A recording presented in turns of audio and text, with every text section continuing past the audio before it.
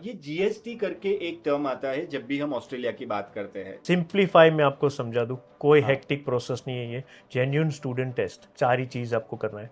आपको एक करना है कि आपका इंग्लिश सबसे अच्छा होना चाहिए, आपको जेन्यूनिटी आपकी प्रूव करनी है, ये 4 वे से। अभी ऐसे कौन से मेजर चेंजेस हुए हैं जो स्टूडेंट को पता होने चाहिए?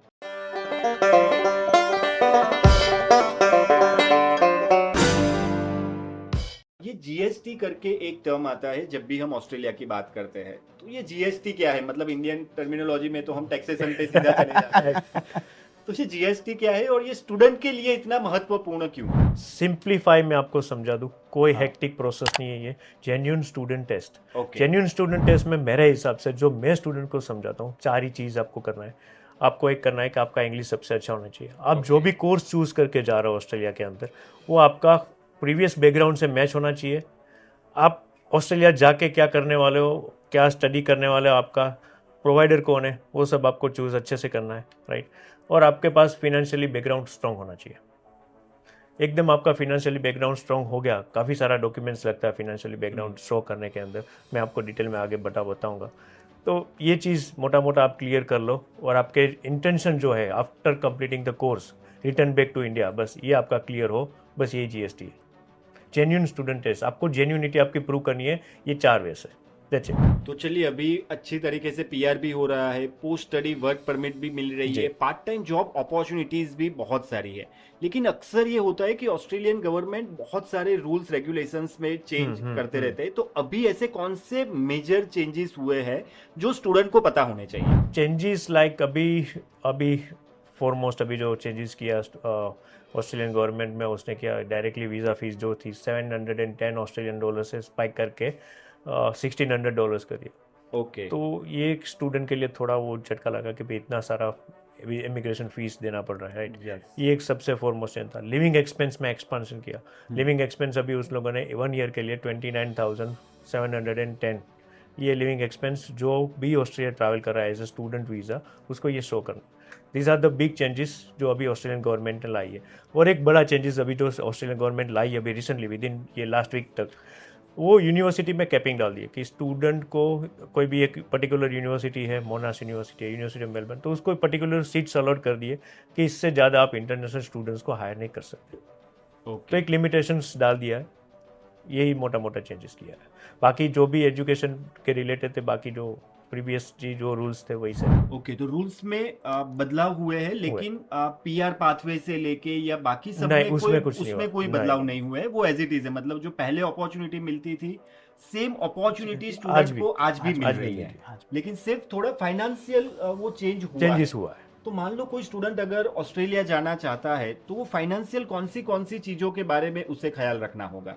क्योंकि यही एक कंसर्न आता है ज्यादातर स्टूडेंट्स का।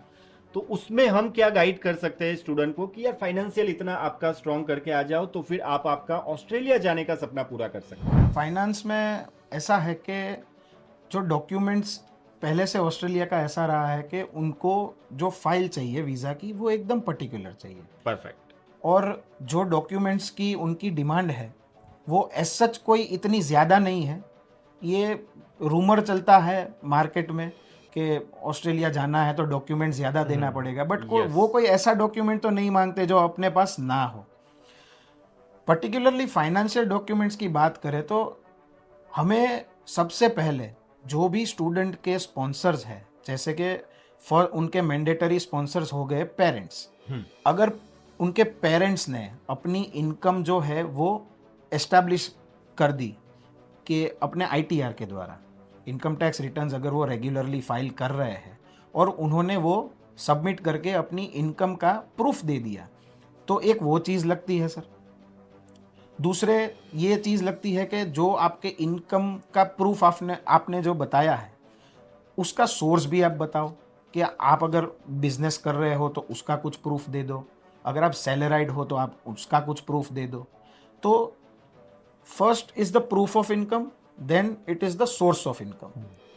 इतने सर अगर आपके पास डॉक्यूमेंट्स क्लियर हैं तो बाकी के डॉक्यूमेंट्स तो सर बैंक स्टेटमेंट हो गया, बैलेंस सर्टिफिकेट हो गया, और आपके पास जो भी रिक्वायरमेंट है, अभी कोई स्टूडेंट जा रहा है तो उसकी जो अमाउंट की रिक्वायरमेंट रहती है, अगर वो सेल्फ फाइनेंस करता है, मतलब अगर पेरेंट्स उसको फाइनेंस कर रहे हैं ओन फंड्स पे, तो उसकी जो रिक्वायरमेंट है कि 3 से 6 महीने पुराना फंड दिखाना पड़ता है इन सेविंग अकाउंट और एफडीज, राइट।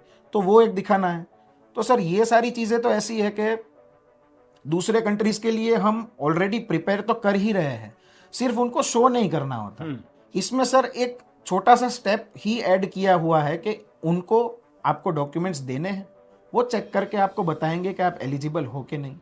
तो इट इज़ नॉट समथिंग कि जो स्टूडेंट है वो नए से कुछ प्रिपेयर कर रहा है या इस पर्टिकुलर कंट्री के लिए कुछ नया ला रहा है। इट इज़ जस्ट दैट कि वो इकट्ठा करके यूनिवर्सिटी को दे रहा है। तो I don't think it should be a problem. और अगर आपके पास ITRs क्लियर है, अगर आपके स्पॉन्सर्स की इनकम अच्छी है, राइट, तो आपको कोई दिक्कत नहीं आ सकती। आप एडिशनल स्पॉन्सर्स भी सर ऐड कर सकते हैं। जैसे पेरेंट्स के साथ अगर आपके कोई फर्स्ट ब्लड रिलेटिव आपको स्पॉन्सर करना चाहते हैं, तो उनकी भी इनकम कंसीडर की जाएगी, उनके भी फंड्स कंसीडर किए जाएंगे। ओके। तो जैसे फंडिंग की जो रिक्वायरमेंट रहती है वो थोड़ी ज़्यादा रहती है, तो सामने जो सहूलियत है वो भी वहाँ की गवर्नमेंट ने प्रोवाइड करके ही रखी है।